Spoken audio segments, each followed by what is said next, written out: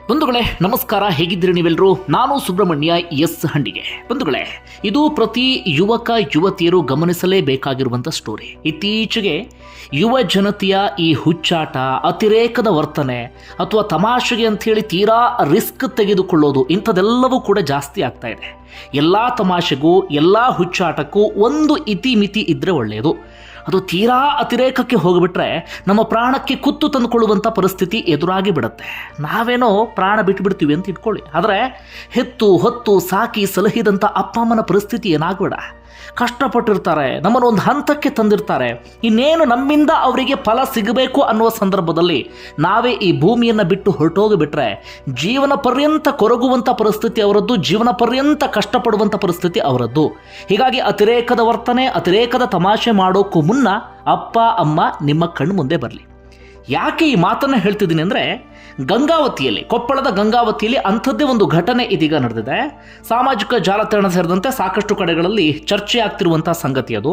ತಮಾಷೆಗೆ ಅಂಥೇಳಿ 3 ಸ್ನೇಹಿತರು ತಡರಾತ್ರಿ ಈ ರೈಲ್ವೆ ಹಳಿ ಮೇಲೆ ಮಲ್ಕೊಂಡಿದ್ದಾರೆ. ದಿಢೀರ್ ಅಂಥೇಳಿ ಟ್ರೈನ್ ಬಂದಿದೆ. ಅದಾದ ಬಳಿಕ ಏನಾಯಿತು ಅನ್ನೋದನ್ನು ನಾನು ಹೇಳಬೇಕಾಗಿಲ್ಲ. 3 ಕೂಡ ಪ್ರಾಣ ಕಳ್ಕೊಂಡು ಬಿಟ್ಟಿದ್ದಾರೆ. ಏನಿದು ಘಟನೆ, ಆ ವಿವರವನ್ನು ಗಮನಿಸ್ತಾ ಹೋಗೋಣ. ನಮ್ಮ ಪ್ರೀತಿಯ ವೀಕ್ಷಕರಿಗೊಂದು ಸಿಹಿ ಸುದ್ದಿ. ಕಡಿಮೆ ಹಣದಲ್ಲಿ ಆರಾಮದಾಯಕವಾಗಿ ಇಡೀ ಜಗತ್ತನ್ನು ಸುತ್ತಿಸೋದಿಕ್ಕೆ 7 ಸ್ಯಾಂಡ್ಸ್ ಟೂರಿಸಂ ಕಂಪನಿ ರೆಡಿಯಾಗಿದೆ. ದೇಶದ ಒಳಗಡೆ ಹೊರಗಡೆ ಎಲ್ಲಿ ಬೇಕಾದರೂ ಸುತ್ತಾಡಬಹುದು. ಈ ಕಂಪನಿಯ ಪ್ಲಸ್ ಏನು ಗೊತ್ತಾ? ಕಡಿಮೆ ಹಣ ಆದ್ರೆ ಅದ್ಭುತ ಸೇವೆ, ಒಳ್ಳೆ ಸೌಕರ್ಯ ಇರುವಂತಹ ಹೋಟೆಲ್, ನೀಟಾದ ಫುಡ್ ವ್ಯವಸ್ಥೆ, ಮನೆಯಿಂದ ಕರ್ಕೊಂಡು ಹೋಗಿ ನೀಟಾಗಿ ಮನೆಗೆ ತಂದು ಬಿಡ್ತಾರೆ. ಎಲ್ಲಕ್ಕಿಂತ ಮಿಗಿಲಾಗಿ ಕಂಪನಿಯ ಪ್ರತಿನಿಧಿ ಪ್ರತಿ ಕ್ಷಣ ನಿಮ್ಮ ಜೊತೆಗೆ ಟಚ್ ನಲ್ಲಿ ಇರ್ತಾರೆ. ಬೇರೆ ಬೇರೆ ಆಪ್ಗೆ ಹೋಗಿ ಗೊಂದಲಕ್ಕೊಳಗಾಗುವ ಬದಲು ನೇರವಾಗಿ ಇವರನ್ನ ಕಾಂಟ್ಯಾಕ್ಟ್ ಮಾಡಿ. ಬೆಂಗಳೂರು, ದುಬೈ, ಅಂಡಮಾನ್, ಶ್ರೀಲಂಕಾ ಇಲ್ಲೆಲ್ಲ ಇವರ ಬ್ರಾಂಚ್ ಇದೆ. ಅಡ್ರೆಸ್, ಕಾಂಟ್ಯಾಕ್ಟ್ ನಂಬರ್ ಕೆಳಗಡೆ ಡಿಸ್ಪ್ಲೇ ಆಗ್ತಿದೆ.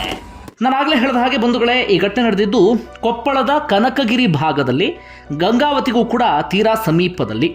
3 ಸ್ನೇಹಿತರು, ವಯಸ್ಸು ಎಷ್ಟು ಅಂದರೆ 20ರ ವಯಸ್ಸಿನ ಆಸುಪಾಸು. ಮೌನೇಶ್ ಅಂತ ಹೇಳಿ ಆತನಿಗೆ ಬರೀ 23 ವರ್ಷ ವಯಸ್ಸಷ್ಟೇ. ಈ ಗಂಗಾವತಿಯ ಕಿಲ್ಲಾ ಅನ್ನುವಂಥ ಒಂದು ಏರಿಯಾದ ಹುಡುಗ ಆತ. ಸುನಿಲ್ ತಿಮ್ಮಣ್ಣ ಅಂಥೇಳಿ ಆತನಿಗೂ ಕೂಡ 23 ವರ್ಷ ವಯಸ್ಸು. ಈ ಅಣ್ಣೂರು ಗೌರಮ್ಮ ಕ್ಯಾಂಪ್ನವನು ಆತ. ಹಾಗೆ ಹಿರೇಜಂತಕಲ್ನ ವೆಂಕಟ ಭೀಮರಾಯ್ ಎನ್ನುವಂಥ ಹುಡುಗ, ಆತನ ವಯಸ್ಸು ಬರೀ 20 ವರ್ಷ. 3 ಪ್ರಾಣ ಸ್ನೇಹಿತರು. ಸಾಧಾರಣವಾಗಿ ಒಟ್ಟಿಗೆ ಇರ್ತಿದ್ರಂತೆ, ಒಟ್ಟಿಗೆ ಓಡಾಡ್ತಾ ಇರ್ತಿದ್ರಂತೆ, ಒಟ್ಟಿಗೆ ಸಮಯವನ್ನು ಕೂಡ ಕಳೀತಾ ಇದ್ರಂತೆ. ಒಂದಷ್ಟು ಸಣ್ಣ ಪುಟ್ಟ ಕೆಲಸವನ್ನು ಮಾಡಿಕೊಂಡು ಇದ್ದಂಥವರು ಈ 3 ಕೂಡ. ಒಟ್ಟಾಗಿ ಪಾರ್ಟಿ ಮಾಡೋಣ ಅಂಥೇಳಿ ಪ್ಲಾನ್ ಮಾಡಿದ್ದಾರೆ. ತುಂಬ ಜನ ಯುವಕರು ಏನು ಮಾಡ್ತಾರೆ, ಈ ಪಾರ್ಟಿ ಮಾಡುವಂಥ ಸಂದರ್ಭದಲ್ಲಿ, ವಿಶೇಷವಾಗಿ ಉತ್ತರ ಕರ್ನಾಟಕ ಭಾಗದಲ್ಲಿ ನಾನು ಗಮನಿಸಿದ ಹಾಗೆ, ಈ ರೈಲ್ವೆ ಹಳಿ ಅಕ್ಕಪಕ್ಕದಲ್ಲಿ ಪಾರ್ಟಿ ಮಾಡೋದು ಅಥವಾ ರೈಲ್ವೆ ಹಳಿ ಮೇಲೆ ಕುತ್ಕೊಂಡೇ ಪಾರ್ಟಿ ಮಾಡೋದು, ಇಂಥದ್ದೆಲ್ಲವೂ ಕೂಡ ಜಾಸ್ತಿ. ಈ 3 ಏನು ಮಾಡಿದ್ದಾರೆ, ಈ ಕನಕಗಿರಿ ಸಮೀಪದಲ್ಲಿ ರೈಲ್ವೆ ಹಳಿ ಮೇಲೆ ಕುತ್ಕೊಂಡು ಔತಣಕೂಟ ಅಂದರೆ ಒಂದು ಪಾರ್ಟಿಯನ್ನು ಏರ್ಪಡಿಸಿದ್ದಾರೆ. ಚೆನ್ನಾಗಿ ಕುಡಿದಿದ್ದಾರೆ, ಚೆನ್ನಾಗಿ ಊಟ ಮಾಡಿದ್ದಾರೆ. ಅದಾದ ಬಳಿಕ ಕೇಕೆ ಹಾಕಿದ್ದಾರೆ, ಖುಷಿ ಖುಷಿಯಾಗಿ ಇವರು ಎಂಜಾಯ್ ಕೂಡ ಮಾಡಿದ್ದಾರೆ. ಅದಾದ ಬಳಿಕ 3 ಒಂದು ನಿರ್ಧಾರಕ್ಕೆ ಬಂದಿದ್ದಾರೆ. ತಮಾಷೆಗೆ ಅಂತ ಹೇಳಿ ಆ ರೈಲ್ವೆ ಹಳಿ ಮೇಲೆ ಮಲ್ಕೊಂಡು ಬಿಟ್ಟಿದ್ದಾರೆ. ಇದನ್ನು ಸುತ್ತಮುತ್ತ ಇದ್ದಂಥವರು ಕೂಡ ಗಮನಿಸಿದ್ದಾರೆ. ಅಲ್ಲಿ ನೋಡಿದಂಥವರು ಕೂಡ ಬುದ್ಧಿ ಮಾತನ್ನ ಹೇಳಿ ಹೋಗಿದ್ದಾರಂತೆ, ಹಾಗೆಲ್ಲ ಮಲ್ಕೊಳ್ಬೇಡಿ ಅಲ್ಲಿ ಅಂತ ಹೇಳಿ. ಆದರೆ ಈ ಗಂಡು ಮಕ್ಕಳಿಗೆ ಅಥವಾ ಈ ಮಕ್ಕಳಿಗೆ ಒಂದು ರೀತಿಯಲ್ಲಿ ತಮಾಷೆ ಎನ್ನುವ ರೀತಿಯಲ್ಲಿ ಆ ಹಳಿ ಮೇಲೆ ಮಲ್ಕೊಂಡಿದ್ದಾರೆ. ಮೊದಲೇ ಏನಾಗಿಬಿಟ್ಟಿತ್ತು ಅಂದರೆ, ಕುಡಿದ ಮತ್ತಿನಲ್ಲಿ ಇದ್ದರು, ಅಮಲು ಏರಿಬಿಟ್ಟಿತ್ತು, ತಲೆಗೆ ಏರಿಬಿಟ್ಟಿತ್ತು. ಪ್ರಪಂಚದಲ್ಲಿ ಏನಾಗ್ತಿದೆ ಯಾವುದೂ ಕೂಡ ಗಮನಕ್ಕೆ ಬರೆದಂಥ ಹಂತಕ್ಕೆ ಹೋಗಿಬಿಟ್ಟಿದ್ರು. ಆ ನಶೆ ಏರಿಬಿಟ್ರೆ ಏನಾಗುತ್ತೆ ಅನ್ನೋದು ಎಲ್ರಿಗೂ ಕೂಡ ಗೊತ್ತಿರುವಂಥ ವಿಚಾರ. ಆ ನಶೆಯಲ್ಲಿ ಏನಾಗಿಬಿಟ್ಟಿದೆ, ಆ ಹಳಿ ಮೇಲೆ ನಿದ್ರೆ ಹೋಗಿದ್ರು ಏನೋ ಗೊತ್ತಿಲ್ಲ. ಯಾಕಂದರೆ ಆ ಸಂದರ್ಭದಲ್ಲಿ ಹತ್ತಿರದಿಂದ ಕಂಡಂಥವ್ರು ಯಾರೂ ಇಲ್ಲ. ಸ್ವಲ್ಪ ಹೊತ್ತಿನ ಮುಂಚೆ ಬೇರೆಯವರೆಲ್ಲರೂ ಕೂಡ ನೋಡಿದ್ದಾರೆ ಬಿಟ್ಟರೆ ಕೊನೆಯ ಕ್ಷಣದಲ್ಲಿ ಏನಾಗಿದೆ ಅಂತ ಯಾರೂ ಕೂಡ ನೋಡಿದಂಥವ್ರಿಲ್ಲ. ಆ 3 ಕೂಡ ಹಳಿ ಮೇಲೆ ಮಲ್ಕೊಂಡಿದ್ದರಿಂದ ಸ್ವಲ್ಪ ಹೊತ್ತಿನ ಮುಂಚೆ ಒಂದಷ್ಟು ಮಂದಿ ಗಮನಿಸ್ಕೊಂಡು ಹೋಗಿದ್ದಾರೆ. ಅದಾದ ಬಳಿಕ ಇದ್ದಕ್ಕಿದ್ದ ಹಾಗೆ ಟ್ರೈನ್ ಬಂದಿದೆ. ಈ ಹುಬ್ಬಳ್ಳಿ ಸಿಂಧನೂರು ಆ ಮಾರ್ಗದ ಟ್ರೈನ್ ಇದು. ಗಂಗಾವತಿ ಮಾರ್ಗವಾಗಿ ಹೊರಟಿದಂಥ ಟ್ರೈನ್ ಇದು, ಪ್ಯಾಸೆಂಜರ್ ಟ್ರೈನ್. ಅದು ಬಂದಿದೆ. ಅದು ಬಂದ ನಂತರ ಏನಾಯಿತು ಅನ್ನೋದನ್ನು ಹೇಳಬೇಕಾಗಿಲ್ಲ. ಆ 3 ಕೂಡ ಅಲ್ಲೇ ಪ್ರಾಣ ಬಿಟ್ಟಿದ್ದಾರೆ. ಈ ಸಾವು ಹೇಗೆ, ಯಾವ ರೂಪದಲ್ಲಿ, ಯಾವಾಗ ಬರುತ್ತೆ ಅಂತ ಹೇಳೋದಕ್ಕಾಗೋದಿಲ್ಲ. ವಯಸ್ಸು ಏನ್ರಿ, 20ರ ವಯಸ್ಸಿನ ಆಸುಪಾಸು. ಆ ಅಪ್ಪ ಅಮ್ಮನ ಪರಿಸ್ಥಿತಿನ ಈ ಸಂದರ್ಭದಲ್ಲಿ ಊಹೆ ಮಾಡ್ಕೊಳ್ಳೋಕ್ಕೂ ಕೂಡ ಸಾಧ್ಯ ಆಗೋದಿಲ್ಲ. ಗುರುವಾರ ತಡರಾತ್ರಿ ನಡೆದಿರುವಂತಹ ಘಟನೆ ಇದು. ಹೆಚ್ಚು ಕಡಿಮೆ ರಾತ್ರಿ 9 ಗಂಟೆಯ ಸುಮಾರಿಗೆ ಪಾರ್ಟಿ ಮಾಡೋದಕ್ಕೇನೋ ಆರಂಭಿಸಿದ್ರಂತೆ. ಒಂದಷ್ಟು ಹೊತ್ತುಗಳ ಕಾಲ ಪಾರ್ಟಿ ಮಾಡಿದ್ದಾರೆ, ಚೆನ್ನಾಗಿ ಆಲ್ಕೋಹಾಲನ್ನು ಕೂಡ ಸೇವನೆ ಮಾಡಿದ್ದಾರೆ, ಚೆನ್ನಾಗಿ ಊಟ ಕೂಡ ಮಾಡಿದ್ದಾರೆ. ಸದ್ಯ ಅಲ್ಲೇ ಸುತ್ತಮುತ್ತ ಆ ಬಿಯರ್ ಬಾಟಲ್ ಅವ್ರು ತಂದಿದ್ದಂಥ ತಿಂಡಿ ಅದೆಲ್ಲವೂ ಕೂಡ ಅಲ್ಲೇ ಬಿದ್ದಿದೆ ಅವರ ದೇಹ ಸಿಕ್ಕಂಥ ಭಾಗದಲ್ಲೇ.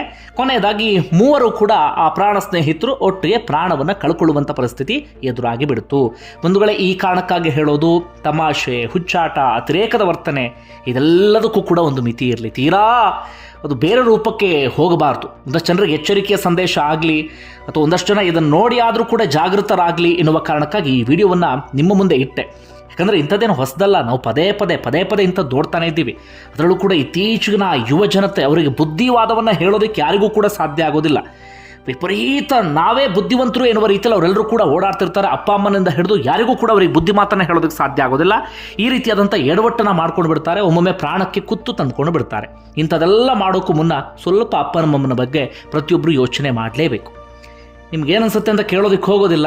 ಇದರಲ್ಲಿ ಏನು ಅನಿಸೋದಕ್ಕೆ ಸಾಧ್ಯ ಹೇಳಿ? ಪ್ರತಿಯೊಬ್ಬರಿಗೂ ಕೂಡ ಬೇಸರದ ಸಂಗತಿ ಇದು. Thank you.